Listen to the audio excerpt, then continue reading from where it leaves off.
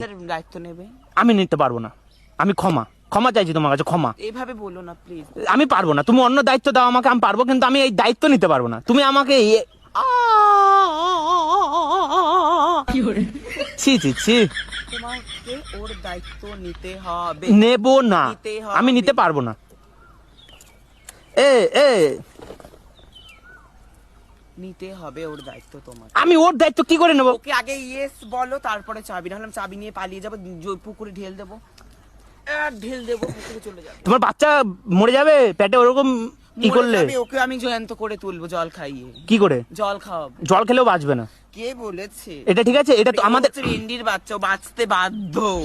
সেই জন্যই তো বাঁচবে না, সেই জন্যই আমাদের মতন মানুষ হলে বাঁচতো, ঠিক আছে? রেন্ডি বলে কি মানুষ না? না, আমি কি মানুষ না? তুমি মানুষ। তাহলে ও মানুষ না? না, ও জিন।